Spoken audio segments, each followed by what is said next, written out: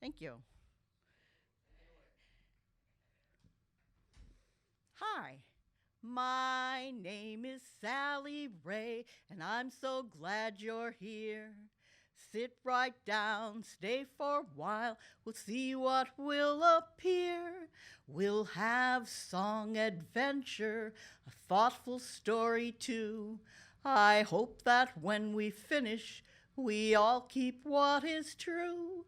My name is Sally Ray. Come on in right this way. Well, this is a story about the place that you've been. It's a peaceful place you've seen before, where scented seedlings shade the floor. The ground is cool, the air smells sweet, and big old tree trunks bump under your feet. Do you remember that place you've been around here, right near where you live, where there are beautiful trees? Well, you may not believe this, but once almost all the trees were gone from that place, and I'm going to tell you how it happened. Long ago, when European settlers first came to this country, they needed wood to build their homes. Now, when I say chop that tree, I want you to put your hands together like you're chopping wood. And when I say watch it fall, I want you to put your hands like you're shading your eyes from the sun. And when I say grab that wood, you're gonna bend over and grab that wood, okay? So when people first came to this country, they said, we need wood to build our homes. We need wood, you see.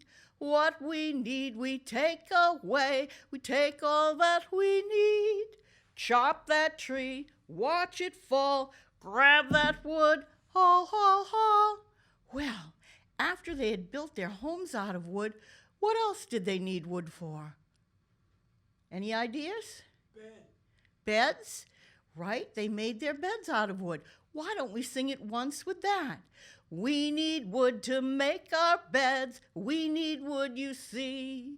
What we need, we take away. We take all that we need.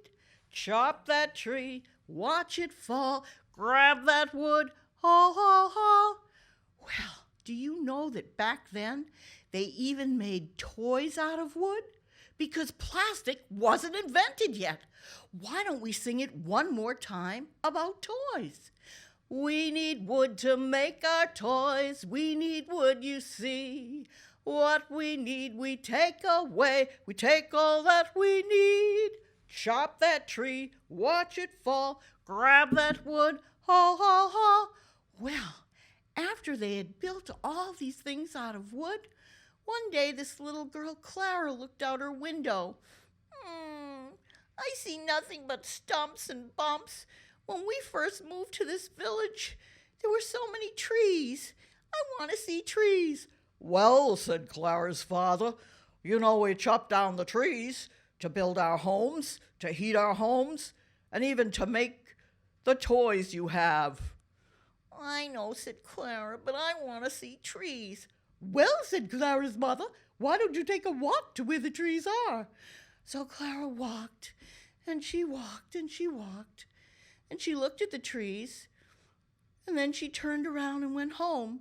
And when she woke up the next morning, she said, I see nothing but stumps and bumps. I want to see trees. Well, said Clara's mother, next week is your birthday. Why don't we invite all the children from all over the village? That'll cheer you up. All right. No. The day of Clara's birthday, children came from all over the village. And one boy had carved a sled out of wood. He had worked a whole month to do it. And this sled looked just like the trunk of a tree. It had all the little twists and turns a tree can have. And the part where you put your arms looked just like branches. It was so exquisite.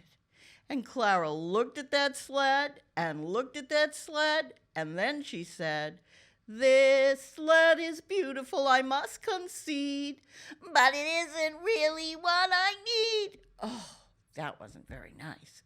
Well, a girl came in, and she had carved a sculpture of a tree all out of a bar of soap. And she had made the soap at home with her mother, because back then, people made soap at home. And it had all the little twists and turns a tree can have. It was so exquisite. And Clara looked at that sculpture and looked at that sculpture, and then she said, "This sculpture is beautiful, I must concede, but it isn't really what I need." Oh, well, Clara's parents were getting a little bit exasperated with her. Just then, a boy came, and he had painted a picture of trees, and the leaves were all the colors leaves can be. What color can leaves be? Yellow, green, and they were all these colors and more. And it was so exquisite. And Clara looked at that painting and looked at that painting, and then she said, "This painting is beautiful, I must concede, but it isn't really what I need." Oh, I don't know. Well, another girl came in, and I'm not sure what she said, but if I tell you how it sounded, you might know, because this girl brought apples, baked apples, and they were just dripping with honey and brown sugar. And Clara stuffed her mouth with those apples, and I don't know what she said, but it sounded like,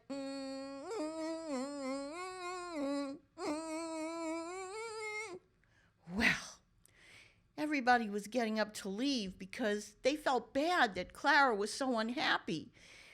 And Clara's parents were very unhappy with her. But just then, a small boy appeared at the door. And although he was very small, his eyes sparkled and his face shone like the morning dawn. And he held out a fist clenched tight, and he said, "I have a present for you, Clara." "Must be a small present," said Clara's father. "Must be a small present," said Clara's mother. Well, now you know where she gets her manners. Well, very slowly, the boy's fingers unfurled until his palm lay open flat. And Clara said, "Why, it's a seed."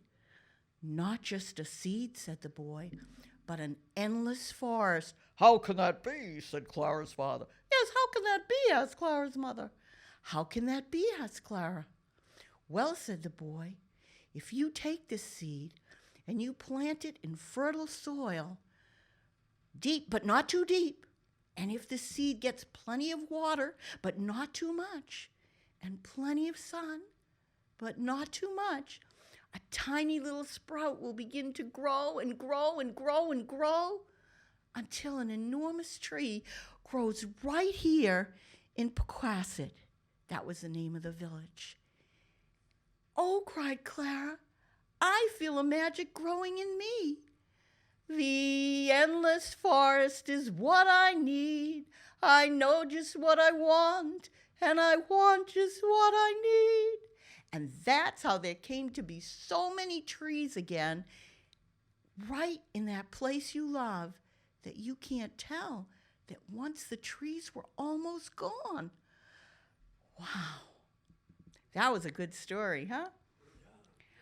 Before I sing my goodbye song, I'm going to do one other song. This song is about changes we go through. All of us go through changes. When you're little, you're growing taller, and sometimes, you're starting a new class, or even grown-ups are starting a new job, and it's not easy. You have to get used to new people, and you don't see the people that you were used to. It's all different. And this song is about that. And the song is called "I'm Always Me." I'm always me, but I'm always different. Sometimes I feel so strange. Don't know what's going on with my life and why things rearrange. Sometimes I understand myself and everything's so clear. then people treat me differently, and I want to disappear. 'Cause I'm always me, but I'm always different. Sometimes I feel so strange. Don't know what's going on with my life and why things rearrange. Well, that's the end of that little song. My name is Sally Ray, and I'm so glad you're here. Since we had this visit, things won't be quite the same. We had song adventure, a thoughtful story too. And now we're almost finished. Let's all keep what is true. My name is Sally Ray. I hope I'll see you again someday. Thank you.